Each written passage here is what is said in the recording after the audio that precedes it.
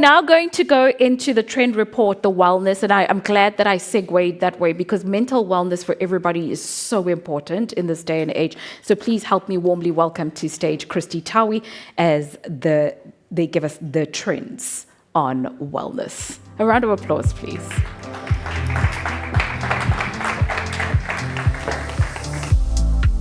Thank you.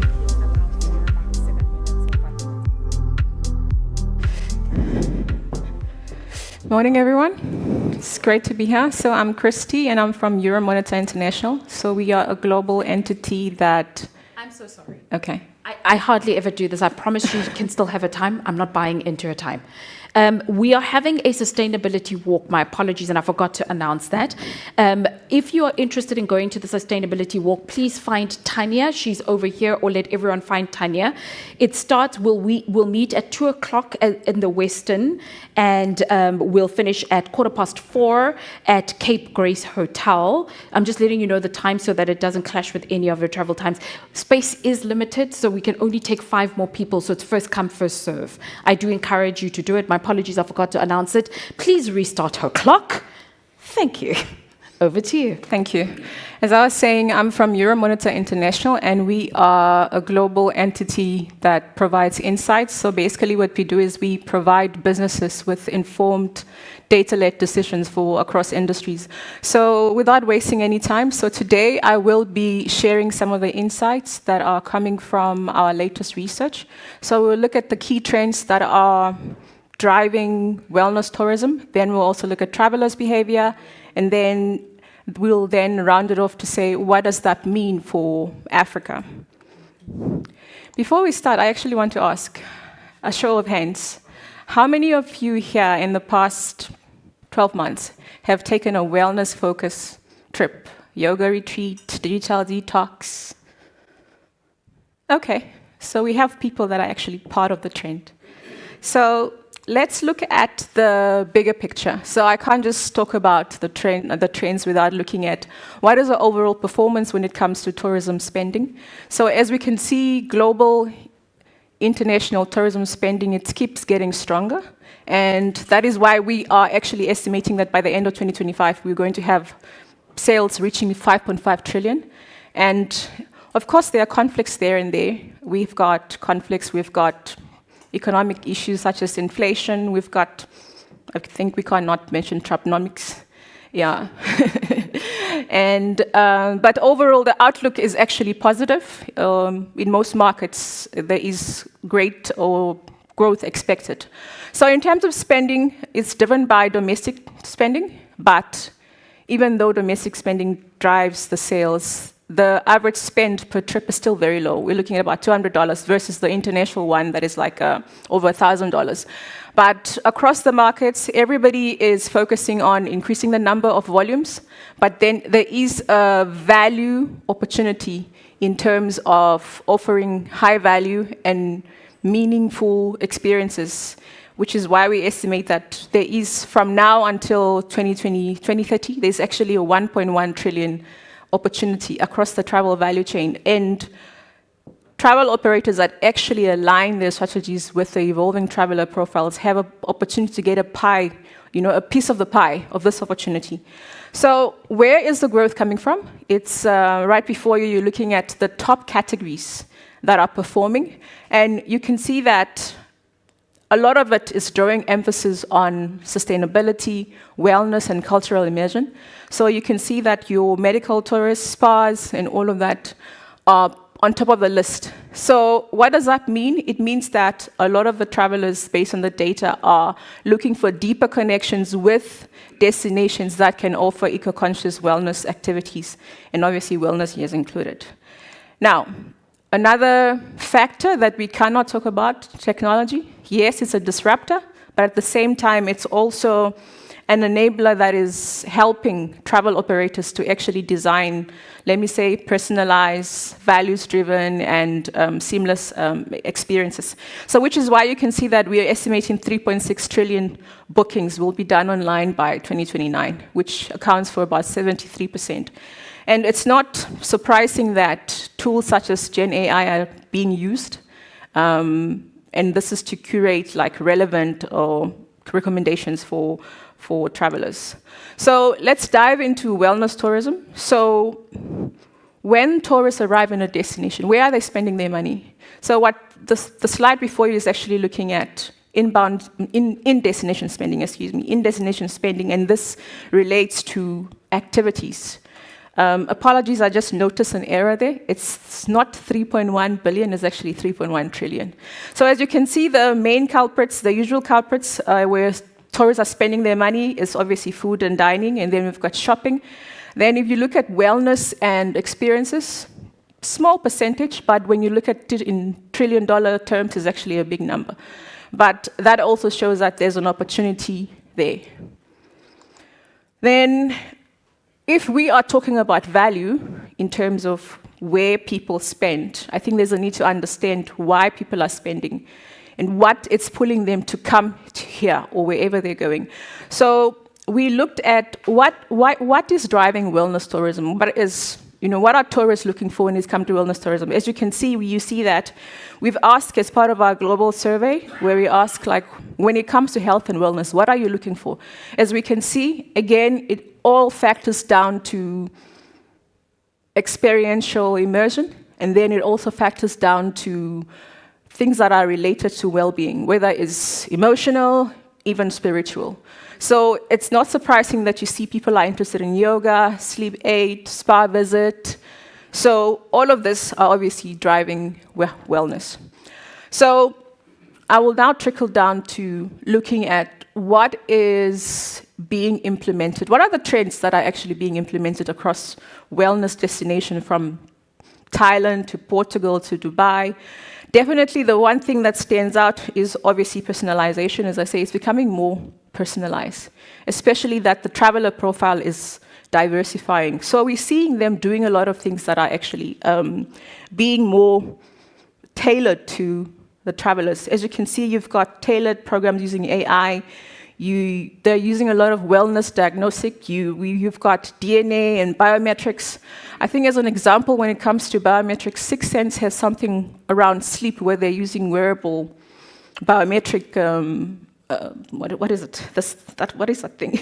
VR. And so basically they're using that to track sleeping patterns, heart palpitation. And with that, they use that data to actually tailor whether it is your sleep therapy or spa therapies.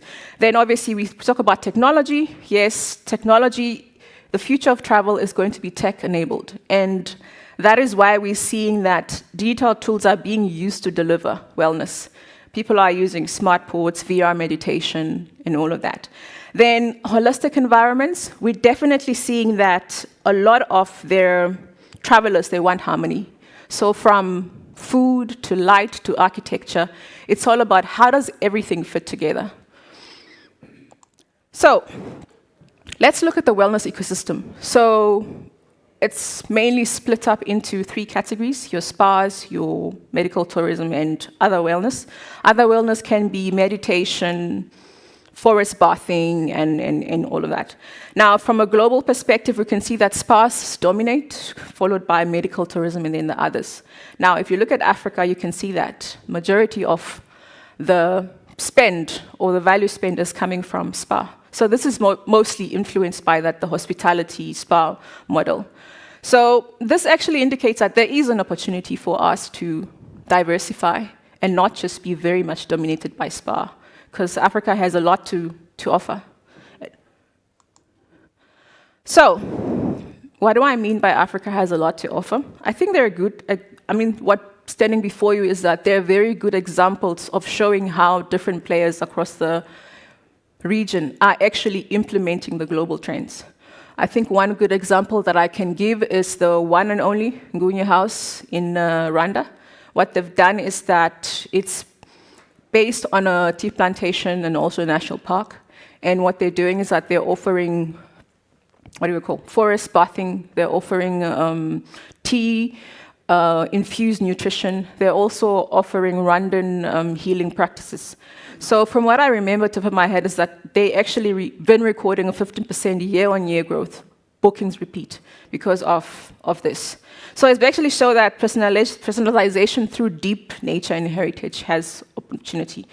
Then in Egypt, we've got the Eco Egypt VR campaign, which basically is having a view of the ecotourism sites across Egypt. So it offers storytelling, digital storytelling from an eco-wellness perspective.